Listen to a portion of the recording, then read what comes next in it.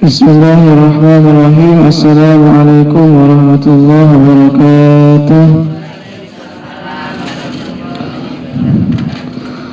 Alhamdulillah, wassalatu wassalamu ala rasulillah wa ala alihi wa sahbihi wa man wala, wa la hawla wa la quwwata illa billah. Qala rabbi shrah li sadri wa yassir li amri wahlul 'uqdatam min lisani yafqahu qawli, amma ba'd. Fa ya ibadallah, usi nafsi wa iyyakum bi taqwallahi faqad faza al-muttaqun wa la tamutunna illa wa antum muslimun. Qala ta'ala ya ayyuhalladzina amanu taqullaha wa qulu qawlan sadida yuslih lakum a'malakum wa yaghfir lakum dhunubakum ومن يطع الله ورسوله فقد فاز فوزا عظيما. Alhamdulillah, alhamdulillah kita berjumpa kembali dalam majlis ini. Kita sedikit belajar hadis-hadis dari Nabi kita Muhammad sallallahu alaihi wasallam dalam kitab Al-Adab al-Mufrad karya Al-Imam Al-Bukhari. Semoga kajian kita selalu dicatat amal ibadah berpahala di sisi Allah Subhanahu wa taala. Ini kata Iqbal tadi, tuan rumah gak ada dengan tibu jirah katanya. Tuan rumahnya. Makanya duduk di tempatnya tuan rumah tibu jirah.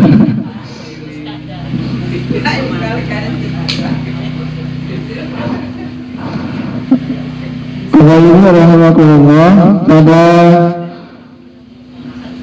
kesempatan kali ini kita akan membahas tentang hadis yang berkaitan durhaka kepada kedua orang tua dan dosa-dosa besar lainnya. Jadi durhaka kepada kedua orang tua dan dosa-dosa besar lainnya.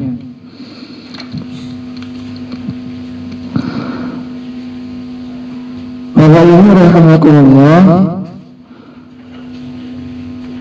judul ini atau topik kajian ini didasarkan kepada pernyataan dari Ibnu Umar. Satu kali ada seorang bertanya kepada Ibnu Umar, bernama Taisalah bin Mayyas. Taisalah bin Mayyas, dia berkata kepada Ibnu Umar, wahai Ibnu Umar, saya telah melakukan suatu perbuatan dosa yang saya kira perbuatan yang tadi saya lakukan itu merupakan dosa besar, kata orang ini. Apa dosanya? Kata Ibnu Umar bertanya. Taisalah bin Mayyas kemudian berkata ini dan itu. Ibnu Umar kemudian menyampaikan, qala laysat hadhihi minal kaba'ir hunna tis'an. Kata Ibnu Umar, yang kamu lakukan itu bukan termasuk dosa besar. Dosa besar itu, kata Ibnu Umar, setidaknya ada 9, dan ini yang akan kita kaji.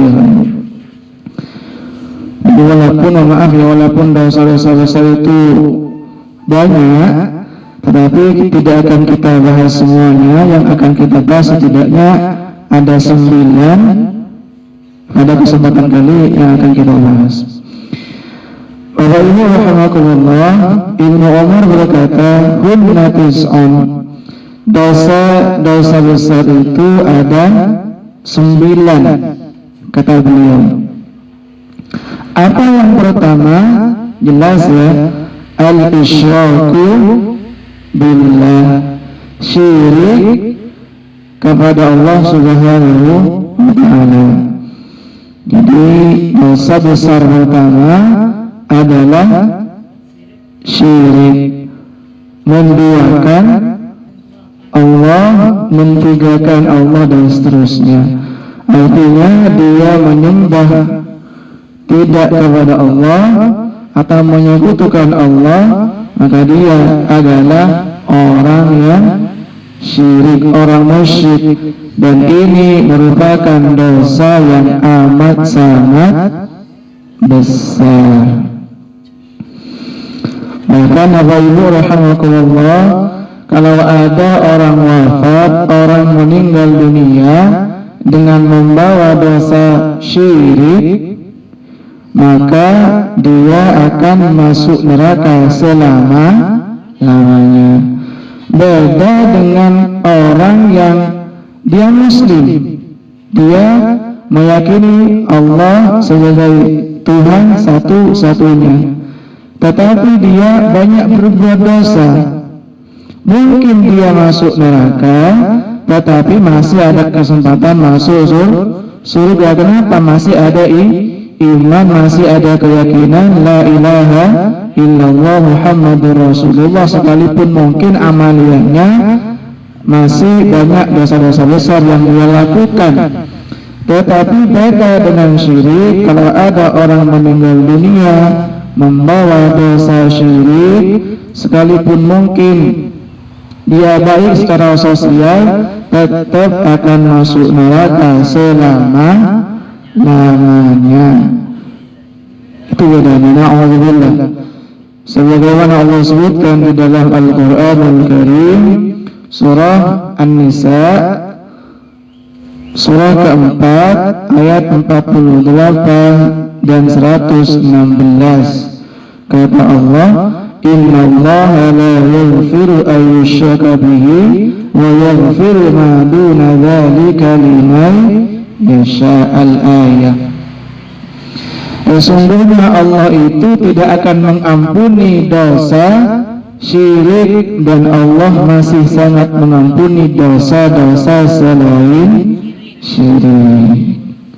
Jadi kita perlu berhati-hati. Jadi sangat-sangat na'udzubillah sekali ya, kalau orang meninggal dunia membawa dosa syirik, sudah tidak ada kesempatan lagi untuk masuk surga, kecuali dengan satu syarat. Apa? Ada unta masuk lubang jarum, baru ada orang musyrik bisa masuk surga. Tapi rasa-rasanya tidak mungkin ada unta masuk lubang jarum. Allah sebutkan di Quran surah Al-A'raf surah berapa?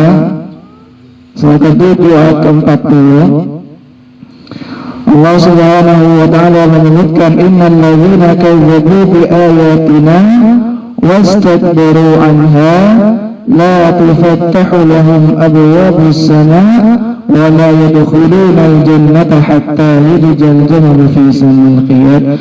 Sesungguhnya orang yang mendustakan Allah, mendustakan ayat-ayat Allah, dia ingkar takabur dengan ayat-ayat Allah, mereka tidak akan masuk surga kata Allah hatta yalijal jamalu fi samil qiyad, sampai ada unta yang masuk lubang jarum. Tapi ini mustahil. Makanya level dosa besar peringkat pertama adalah syirik. Tapi syirik ini sudah jadi bahasa Indonesia, Pak Ibu ya. Ada serikat, itu satu kata dengan syirik. Apa serikat bahasa terjemahan gampangnya? Persekutu, makanya serikat. Misalkan Amerika Serikat, itu berarti ada banyak negara bagian yang bersekutu di situ, jadi satu negara namanya Amerika Serikat. Itu maksudnya.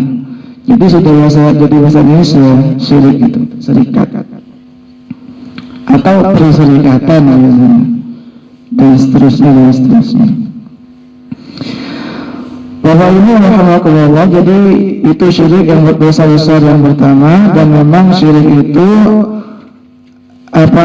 merupakan kezaliman yang sangat amat besar. Jadi kenapa syirik itu merupakan kezaliman yang amat besar? Karena dia tidak menempatkan Allah pada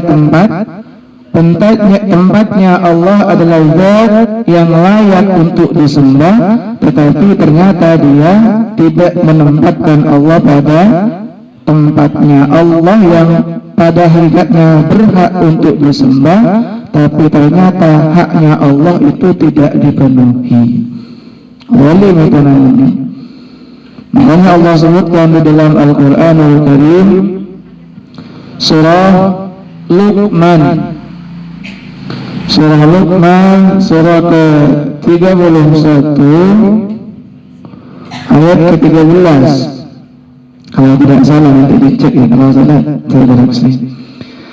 Kata Allah Subhanahu wa taala Luqman ayat 13, wa idh qala Luqman li ibnihi wa huwa yu'adhihi ya bunayya la tusyrik billah innasyirka la zulmun adzim. Ingatlah kata Allah ketika Luqman memberikan nasihat kepada putranya, ya bunayya, le katanya kalau orang Jawa, ya bunayya le cong katanya, la tusyrik billah, janganlah sekali-kali kamu menyebutkan Allah nak, inna syirka la zulmun azim, karena sesungguhnya syirik itu merupakan kezaliman yang amat sangat besar.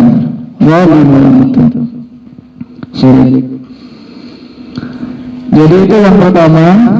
Kita langsung saja masuk dosa besar yang kedua yang disebutkan oleh hadis ini oleh Ibnu Umar. Yang kedua, rahimahullah, wa qatlu nasamatin, membunuh orang yang tidak bersalah. Membunuh. Maksudnya membunuh orang yang tidak bersalah ini kan ada membunuh yang memang disyariatkan di dalam Islam, misalkan qisas atau ibu ya. Saya ulangi, qisas itu kan membunuh. Jadi misalkan di negara yang diterapkan hukum Islam, kalau ada orang yang membunuh, maka hukumannya adalah dibunuh, di qisas itu. Nah, kalau itu beda lagi itu gak masuk dosa besar. Yang masuk dosa besar ini ada orang yang tidak bersalah kemudian dibunuh, ini dosa besar.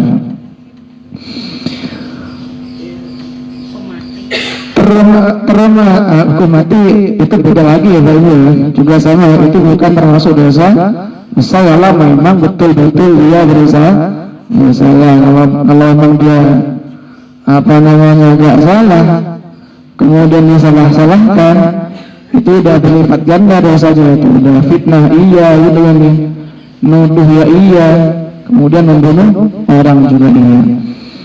Jadi Bapak Ibu rahimakumullah, membunuh ini termasuk dosa besar, baik yang dibunuh itu adalah orang Islam ataupun orang kafir, itu tidak boleh.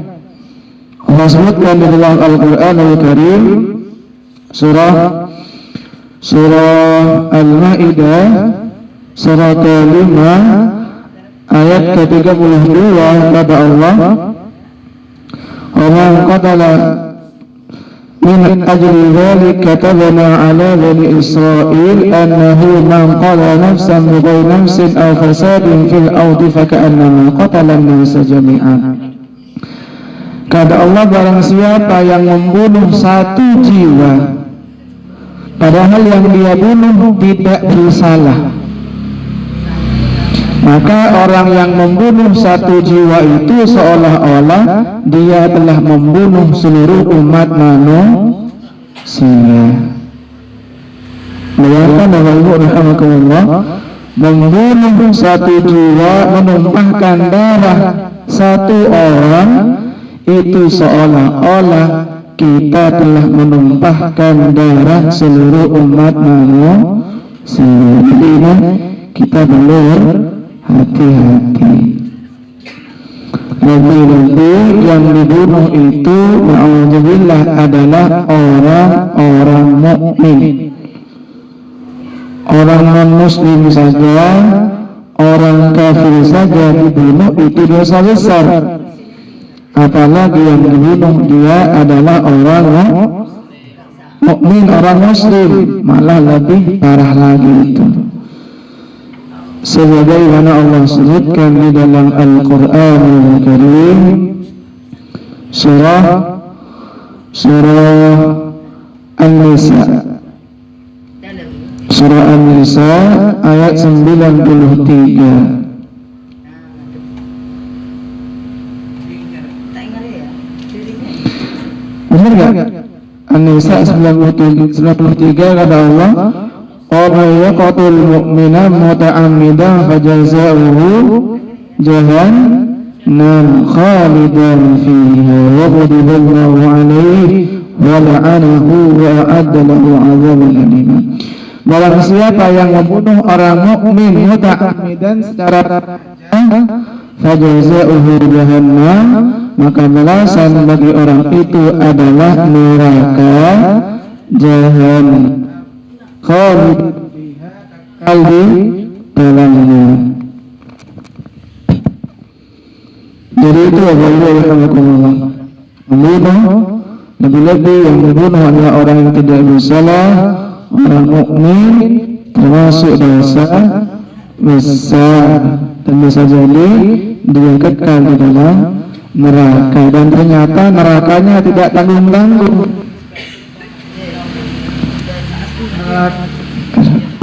Nerakanya adalah neraka Jahannam. Ini neraka yang paling bawah ya. Jadi Jahannam itu neraka yang paling bawah, kata orang Madura, keren neraka katanya. Oh iya, bahasa kerak ya. Kalau bahasa Madura kerak itu. Jadi keren neraka. Kor atau kerak neraka.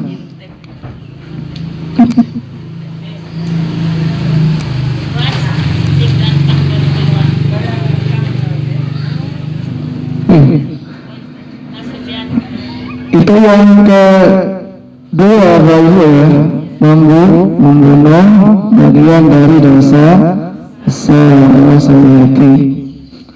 Dan orang yang dibunuh nanti itu bisa jadi menuntut kita di akhirat. Berhati-hati. Kemudian yang ketiga, dosa besar yang ketiga adalah wal firaru minaz zahfi. Ini yang pernah saya sampaikan kemarin, lari dari medan perang. Ini lari dari medan jihad, itu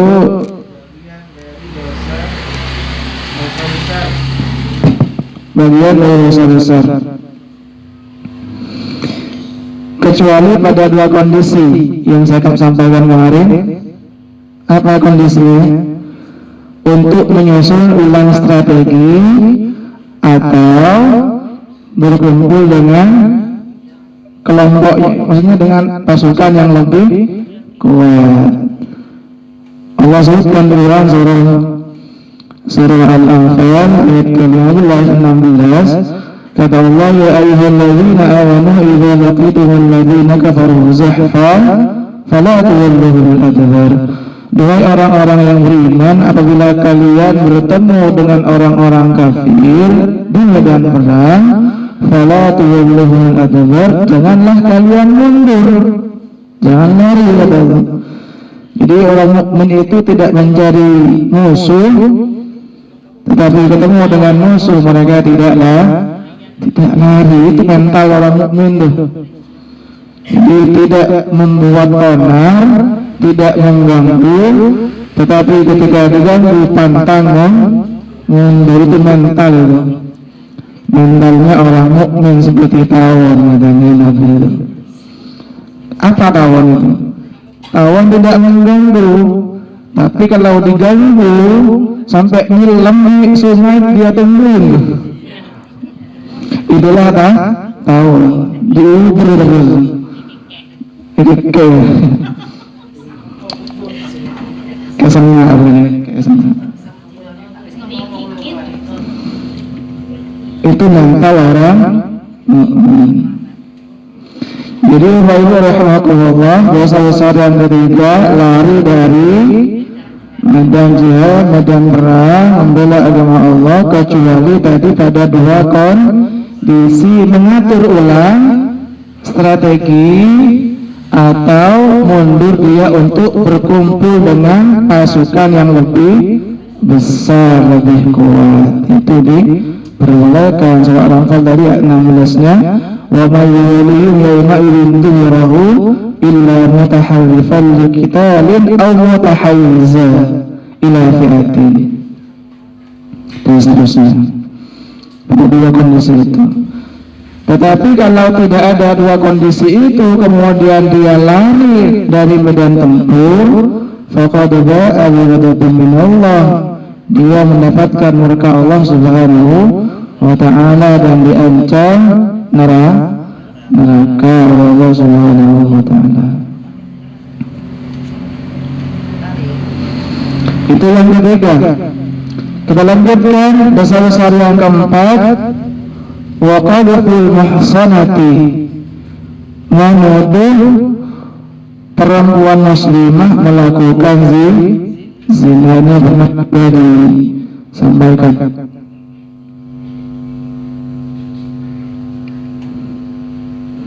Dia menuduh wanita baik-baik dituduh telah melakukan perbuatan zina. Ini dosa besar. Allah sebutkan misalkan di dalam Al-Quran Al-Karim, surah apa namanya, surah An-Nur bawah terus ya. Surah An-Nur ayat ke-23 kata Allah, innal ladzina yarmuna al-muhsanatil ghafilatil mu'minatil wa'inu fid dunya, dan seterusnya. Sesungguhnya orang yang menuduh perempuan baik-baik, dia orang beriman, al-ghafilat, dia terbebas dari kesalahan, dituduh seperti itu, lu'inu fid dunya wal akhirah, maka orang yang menuduh tadi dilaknat oleh Allah Subhanahu wa ta'ala, baik di dunia termasuk juga nanti di akhirat. Perlu berhati-hati menuduh perempuan muslimah dituduh telah melakukan zina.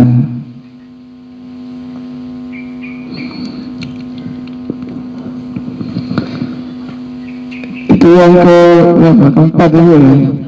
Kemudian kita masuk yang kelima, yaitu wa aklu riba, makan riba. Ini besar-besar dulu. Riba itu di dalam Al-Quran cukup banyak ya disebutkan.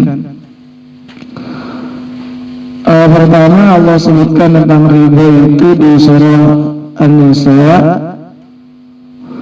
ayat 160 ya. Coba saya cek lagi. Tunggu. Itu insyaallah. Ini ayat yang sering dibaca masjid kan ini soalnya. 161 ya, mohon maaf ya. 160 itu tentang apa? Ya, 161 mohon maaf. Kata Allah wa akhrihimur riba wa qadnahu anhu. Jadi Allah di sini membicarakan tentang kedurhakaan atau pembangkangan orang-orang Yahudi. Salah satu kedurhakaan atau kemaksiatan yang mereka lakukan adalah apa? Wa akhlihimur riba. Orang-orang Yahudi itu kata Allah mereka terbiasa makan harta apa? Riba. Wa qadnuhu anhu, padahal riba sudah dilarang bagi mereka oleh Allah Subhanahu wa taala. Jadi sebetulnya pelarangan riba itu bukan larangan yang baru, tetapi adalah larangan yang pernah Allah larang pada umat-umat terdahulu. Jadi mohon maaf sekali, pelarangan riba itu bukan larangan baru, udah lawas itu. Apa kata orang Jawa? Udah kuno. Misalnya kuno dalam artian sudah Allah larang di umat-umat terdahulu, termasuk juga Allah tetapkan pelarangan ini ketika masanya Rasulullah Muhammad sallallahu alaihi wasallam. Itu An-Nisa 161. Termasuk juga Allah sebutkan di surah surah itu Ali Imran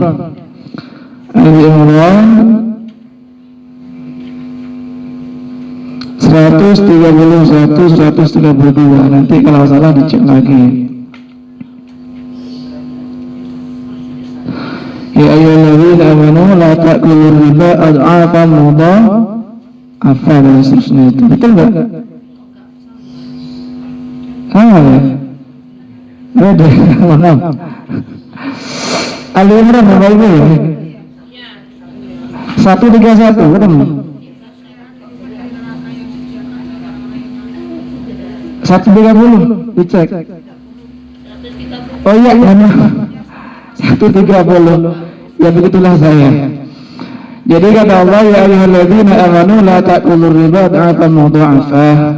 Duhai orang-orang yang beriman, janganlah kalian makan riba. Ad'afan mudha'afah dengan berlipat ganda. Jadi ribanya itu berlipat-lipat gitu, atau tekel katanya. Ya, maksudnya berlipat ganda itu kita misalkan meminjamkan uang kepada seseorang 100.000, ini tak kasih utang 100.000, nanti seminggu kemudian nanti kamu bayar ya 200.000. Itu berarti 100.000-nya adalah riba. Itu riba yang mudha'afah, berlipat-lipat. Bahkan di masa-masa jahiliyah itu, kalau bertambah jatuh tempo, bertambah lagi ribanya. Maka nanti seminggu ini kamu bayar 200 ya. Ternyata setelah seminggu kamu mampu bayar setelah 2 minggu, berarti dia bayar 300. Kalau bayar setelah sebulan, berarti berapa?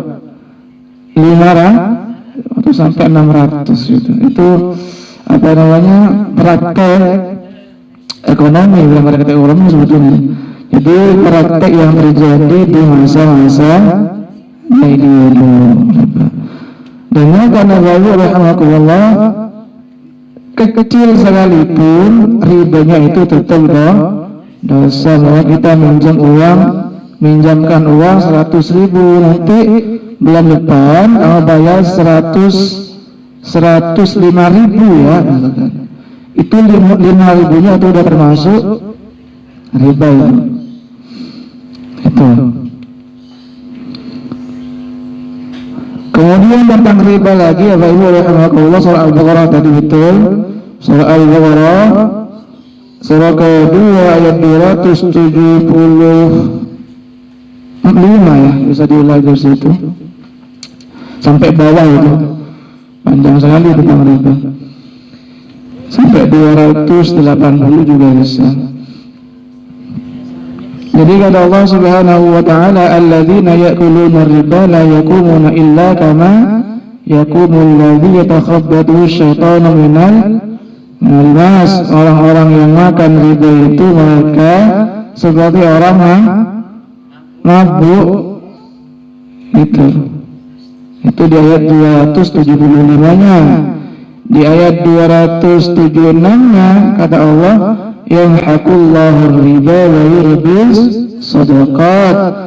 Allah itu memusnahkan, memusnahkan, membinasakan riba, wa yurbis shadaqat, dan menumbuhkan Sedekah artinya riba itu walaupun secara kasat mata seolah-olah tumbuh, tapi pada hakikatnya kata Allah dia anjlok. Sebaliknya zakat, walaupun seolah-olah harta kita berkurang dengan zakat, tetapi ternyata justru dengan zakat itu harta kita akan tumbuh. Itu bukan saya yang bilang, tapi Allah yang bilang. Jadi ternyata logika yang dipakai oleh Allah itu sedikit atau bahkan berbeda sama sekali dengan logika yang kita pakai. Jadi riba yang seolah-olah kita hasil dengan praktek riba itu ternyata justru malah rugi, kata Allah, justru malah binasa. Sebaliknya zakat, infak yang kita keluarkan yang seolah-olah kita mengeluarkan harta dan itu harta kita seolah-olah berkurang,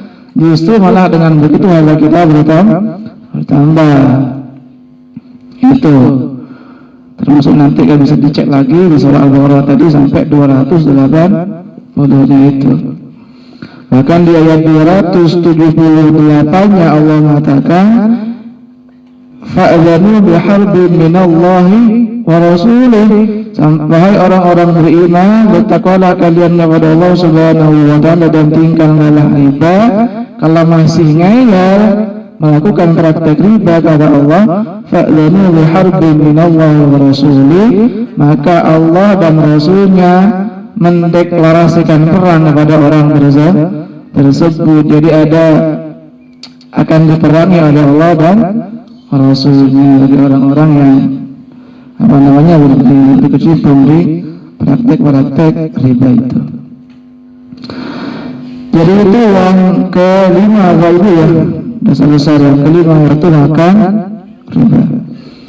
Kemudian yang keenam, wa aklu malil yatim, makan harta anak yatim. Jadi Mas Ridwan dulu saya yatim juga, Pak Ibu. Oh, yatim semua.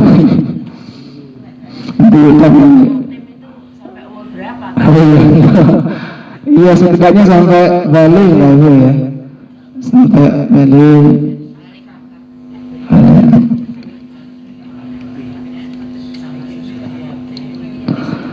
Atau setidaknya diukur dengan dia sudah bisa mencari penghidupan sendiri itu dan seterusnya. Tapi rata-rata biasanya standar yatim itu diukur dengan masa balik itu. Ya kalau laki-laki biasanya masa baliknya itu sekitar usia apa ya? Ya mungkin 14 atau 15 itu ya. Ada yang 17 sama beda-beda sih sebetulnya. Kalau perempuan berapa misalkan itu. Tapi kalau perempuan kan masih ada ditanggung mungkin oleh kakaknya, oleh kakeknya dan seterusnya. Karena kan tadi kami sampaikan perempuan itu sebetulnya kalau dia belum menikah ditanggung oleh orang tuanya, ayahnya. Kalau dia sudah menikah ditanggung oleh suaminya. Seandainya suaminya meninggal, maka nafkahnya ditanggung oleh anak laki-lakinya kalau sudah anak lakinya bekerja, atau orang tuanya lagi, atau saudara laki-lakinya dan seterusnya. Seperti itu. Itu ditanggung oleh keluarganya yang laki. Makanya seperti mohon maaf gitu ya. Misalkan Pak Sabari gitu betul ya. Itu kan juga di apa namanya? Apa bahasa Jawa? Di Naga atau apa ya? Iya itu. Juga dirawat. Itu kan seperti mohon maaf Budi kan ya, Budi Karti kan, Budi Karti juga kan masih banyak saudara-saudara yang laki-laki kan, alhamdulillah. Masih ada Pak Sabari, mungkin ada adik-adiknya yang di Pelausan dan seterusnya. Jadi itu makan harta anak yatim bagian dari dosa besar. Bahkan Allah sebutkan di dalam Al-Quran Al-Karim surah An-Nisa Ayat ke-10 kata Allah, innal ladzina ya'kuluna amwalal yatama zulman innama ya'kuluna fi butunihim nara wa sayaslawna sa'ira. Sesungguhnya orang yang makan harta anak yatim itu dengan cara zalim, sesungguhnya mereka telah makan api, kata Allah. Jadi dia sebetulnya sedang makan api kalau hartanya anak yatim diganggu, diambil secara zalim. Mungkin kita bertanya, kok masih makan secara zalim, Bapak Ibu? Karena ada juga ayat yang menyebutkan, jadi pengasuh anak yatim itu memang di dalam Islam diperbolehkan mengambil sekedarnya, sesuai dengan kebiasaan di daerah itu. Contoh-contoh ya, nanti bisa dilihat nanti surah An-Nisa ayat ke-6-nya. Kata Allah, wa man kana faqiran falyakul bil ma'ruf. Ayat 6 ya An-Nisa. Apabila pengasuh anak yatim itu adalah orang yang miskin, maka boleh dia mengambil sekedarnya dari harta anak yatim tersebut. Contoh ini, ada anak yatim, ayah ibunya meninggal dunia, tapi anak yatim ini kaya. Dari mana kayanya? Dari warisan. Ternyata anak yatim ini dirawat oleh pamannya misalkan. Maka si paman tadi, Allah sebutkan, kalau si paman tadi memang kiri, miskin gitu ya, itu Allah sebutkan boleh, wa man kana faqiran falyakul bil ma'ruf, boleh dia mengambil sekedarnya untuk kebutuhan makan. Tapi Allah sebutkan wa man kana ghaniyan falyasta'fif, tapi sebisa mungkin dia hindari, kata Allah Subhanahu wa ta'ala. Tapi kalau udah dari yang benar nih, udah akan mati misalnya kan, yang apa diambil sebagai apa namanya upah dari dia merawat anak yatim tersebut, tapi jangan sampai dieksploitasi hartanya itu ya. Karena kadang-kadang juga ada anak yatim yang kaya dapat warisan orang tuanya. Saya termasuk pun mungkin banyak warisannya tanah Kalimantan biasanya, tanah berhektar ya banyak Kalimantan. Atau sawit gitu maksudnya, banyak lawannya itu. Sedikit lagi ya Pak Ibu ya, tapi balasan bagi pemelihara pengayom anak yatim itu surga Pak Ibu ya. Perlu catat ini, kata Rasulullah sallallahu alaihi wasallam, ana wa kafirul yatim kahadzin fil jannah. Saya itu dan pengasuh pengayom anak yatim itu seperti ini nanti di surga. Jadi sangat-sangat dekat. Jadi tapi kalau zalim bahaya juga itu. Kalau dia betul-betul merawat anak-anak yatim, ternyata nanti bersama dengan Rasulullah SAW sangat dekat sekali. Rasulullah itu rahimahullah surga yang tertinggi. Itulah insya Allah balasan bagi orang-orang yang merawat, tidak hanya mengelus-elus rambutnya, dilus, dikasih uang apa gitu, dilus doang ya, dilus tawat kaki dengan benar ya, dikasih apa gitu, dilus doang, kayak seropa ubun-ubunnya itu, habis itu nggak dikasih apa-apa. Amplop gak ada isinya ya, amplopnya itu. Lanjut sedikit lagi ya Bapak Ibu, kita persingkat yang ke-7. Oh iya, 7 wa ilhadun fil masajid, berbuat hal-hal yang tidak patut di dalam Jadi melakukan sesuatu yang tidak pantas di dalam masjid, apalagi berbuat kemaksiatan di masjid. Dosa besar ini. Jadi yang ketujuh, berbuat hal yang tidak pantas atau bahkan kemaksiatan di dalam masjid. Dan yang pernah kami sampaikan itu, Ibu rahimakumullah, bahwa kata Nabi Shallallahu Alaihi Wasallam, orang yang membuang kotoran-kotoran kecil dalam dari masjid itu dihitung pahala. Kata Nabi Shallallahu Alaihi Wasallam, hatta al-qadat yukhrijuhu ar-rajulu minal masjid. Kata Nabi, diperlihatkan pahala umatku sampai pahala orang yang mengeluarkan debu dari masjid. Misalkan di masjid ada secari kertas, dia sapu, dibuang ke tempat sampah.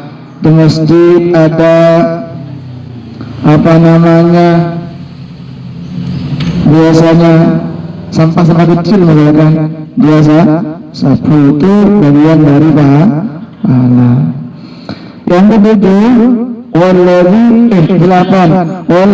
yastaskhirun, orang yang suka mencemooh atau mencela.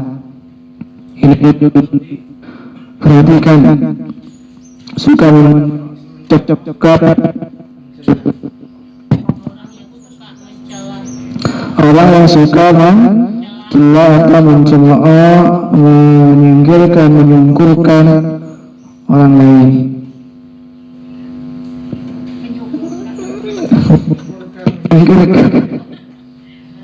Kemudian yang terakhir, wa buka'ul walidaini bil uquq, dan durhaka kepada kedua orang tua sehingga orang tuanya menangis. Ini poin kita sebetulnya ya, dari judulnya, durhaka kepada orang tua.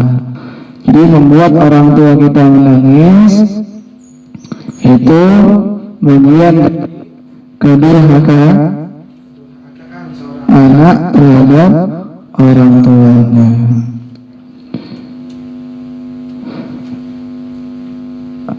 Suatu ketika rahimahullah, sedikit lagi ya, dalam riwayat yang lain, Ibnu Umar menawarkan kepada seorang, apakah kamu ingin selamat dari neraka dan masuk surga? Kata Ibnu Umar, menawarkan kepada seseorang. Orang itu kemudian menjawab, ya demi Allah. Ibnu Umar kemudian berkata, ahayyun walidak, apakah orang tuamu masih hidup?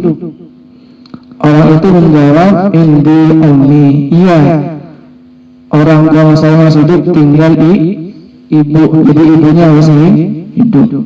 Kata Ibnu Umar, fawallahi law alanta lahal kalam wa at'amtaha at-ta'am wa tadkhulanna jannata tanabtal kabair. Seandainya kamu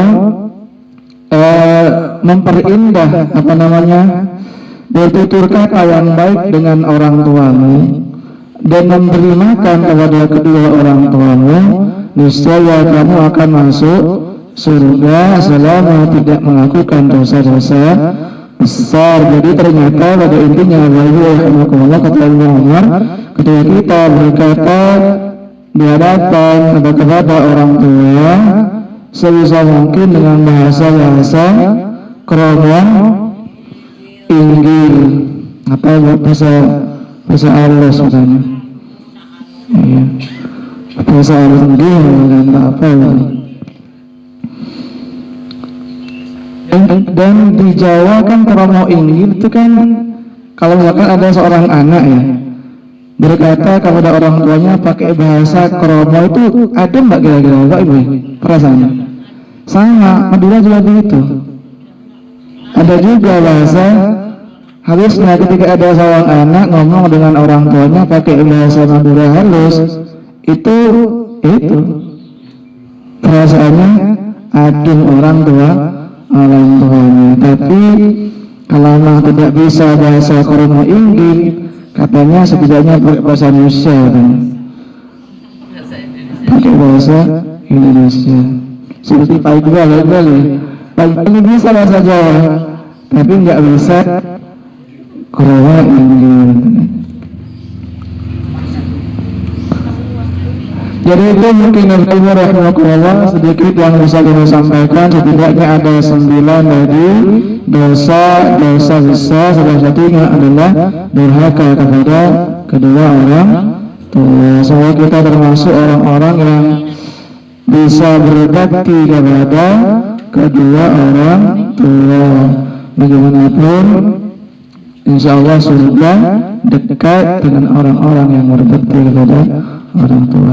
Semoga bermanfaat dan dicatat amal ibadah oleh Allah Subhanahu wa taala. Kita tutup kajian kita kali ini dengan kafaratul majlis. Subhanakallahumma wa bihamdika asyhadu an la ilaha illa anta astaghfiruka wa atubu ilaik. Assalamualaikum warahmatullahi wabarakatuh.